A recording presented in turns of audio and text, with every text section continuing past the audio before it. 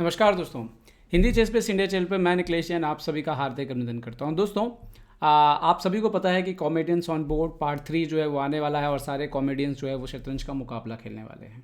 और इस बार मैं सुमित सौरव का मेंटर हूं। सुमित सौरव ने पिछले बार कॉमेडियंस ऑन बोर्ड 2 में एक मुकाबला खेला था जो अनिर्बान से वो हार गए थे। वाइट पीसेस से लंदन सिस्टम से उन्होंने खेला था।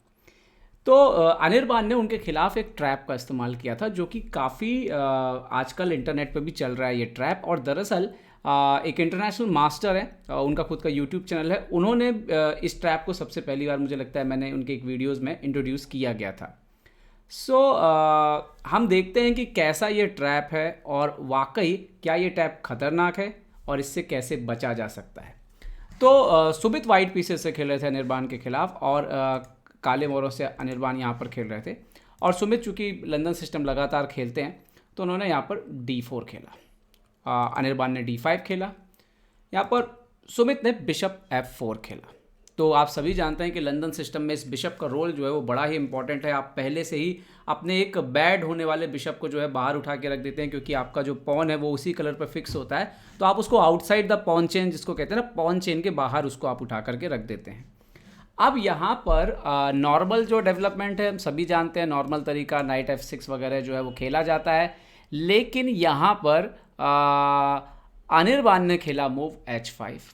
अब ये बड़ी ही अजीबोगरीब बात है कि आपने पहले ऑलरेडी जो है यहाँ पर रुक का पॉन चल दिया है, आपने अपने पीसेस जो है उनको बाहर नहीं निकालना ठीक समझा है और आपने सबसे पहले ओपनिंग से पॉन चल दिया है। तो चाल तो गलत है, लेकिन गलत चाल का जो है इसको जवाब भी सही देना बहुत ज़रूरी होता है, क्योंकि अगर आप इसको गलत तरीके से हैंडल करेंगे जो कि अपोनेंट चाहता है तो आपका खेल जो है वो ख़राब हो सकता है। यहाँ पर देखिए कई बार क्या होता है, लंदन सिस्टम के बहुत सारे प्लेयर होते हैं, जैसा कि मैंने बोला कि उनकी आदत होती है कि आउटसाइड द पॉन चेन जो है वो अपने बिशप को रखते हैं, तो इसीलिए वो बहुत जल्दी यहाँ पर E3 का पॉन लेकर के आते हैं। अगर इस पोजीशन पे E3 खेल दिया गया तो दरअसल ये एक गलत चाल बन सकती है, क्योंकि अनिर्बान ने जैसा कि उस मैच में खेला E5। अभी प्रॉब्लम ये है कि अगर आप पीछे आते हैं तो यहाँ पर आपके ऊपर अटैक होगा और आपके पास जो है वो जगह नहीं है। अगर आप यहाँ पर जैसा कि मैच में हुआ, सुमित ने बिशप इंटू E5 मारा तो F6 के बाद देखिए बिशप को जगह नहीं बची, बिशप को पीछे आना पड़ा। उसके बाद H4, बिशप F4 और G5 के बाद यहाँ पर सुमित को अपना बिशप देना पड़ा। हालांकि इसका एक नुकसान ये भी होता है कि अपोनेंट के आप देखिए किंग साइड थोड़ा सा कमज़ोर हो गया ब्लैक का, और इसका फ़ायदा इस मैच में सुमित को मिला भी था, हालांकि वो उसका फ़ायदा उठाने से चूक गए। आप अगर जानना चाहें तो हमारा जो हमने सुमित सौरव के साथ जो सीरीज़ शुरू की है उनकी ट्रेनिंग की पहला दिन का जो क्रैश कोर्स था उसको जाके देखिएगा तो आपको और डिटेल में पता लगेगा कि इस मैच में क्या हुआ था। खैर, तो ये एक तरीका है कि यहाँ पर पीस ट्रैप हो जाता। अगर सुमित यहाँ पे पॉन से भी मार देते तो भी G5 आ जाता, बिशप G3 और H4 से जो है यहाँ पर भी बिशप ट्रैप हो रहा था।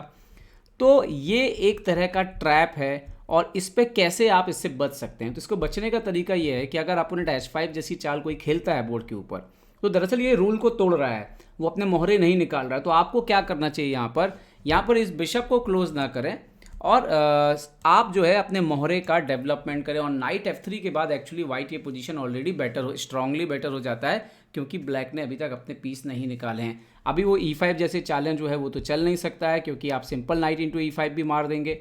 और अगर वो मान लीजिए कि नाइट D7 वगैरह भी खेलता है तो इवन आप सिंपल जो है अपने मोहरे जितना ज़्यादा निकालते जाएंगे ये पोजीशन जो है आपके लिए अच्छी होगी, क्योंकि ये पॉन जो यहाँ पर H5 पर आया हुआ है ये बिल्कुल भी सही चाल नहीं है पोजीशनली। हाँ, लेकिन अगर कोई प्रैक्टिकली इस पर फंस जाएगा तो ये जो नुकसान सुमित को हुआ वो नुकसान आपको भी यहाँ पर हो सकता है। तो सावधान रहें, अगर आप लंदन सिस्टम खेलते हैं तो कभी भी कोई पॉन के जरिए आप पर हमला करने की कोशिश करें H5 जैसे, तो चुपचाप जो है आप अपना पीस निकालिए नाइट F3, और जब तक आपके मोहरे सेटल ना हो जाएं तब तक आप चाहें तो ये पीस भी बाहर ना आ जाए और अपोनेंट को फोर्स करें कि वो अपने पीसेस निकालता है, तो उसके बाद जाकर के आप E3 करें, उसके पहले ये लाइन को क्लोज ना करें।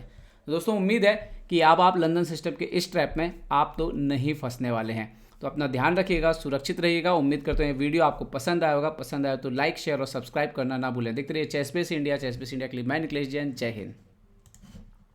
तो उम्मीद है आपको हमारे वीडियो पसंद आए होंगे। अपने सुझाव हमें जरूर दें और याद रखें शतरंज की हर छोटी बड़ी खबर के लिए जुड़े रहें चेस बेस इंडिया चैनल से। जी हाँ, चाहे वो खिलाड़ियों के इंटरव्यू या फिर वो खेल का विश्लेषण, चेस बेस इंडिया हमेशा आपके लिए खबरें लाएगा सबसे तेज सबसे जल्दी। सब्सक्राइब करें Hindi chess base India channel को। अगर आप यूट्यूब पर देख रहे हैं तो सब्सक्राइब करें और साथ ही साथ बेल आइकॉन दबाना ना भूलें दोस्तों। को, क्योंकि इसी से मिलेंगे आपको सारे नोटिफिकेशन। फेसबुक पर देख रहे हैं तो जरूर लाइक और शेयर करना ना भूलें।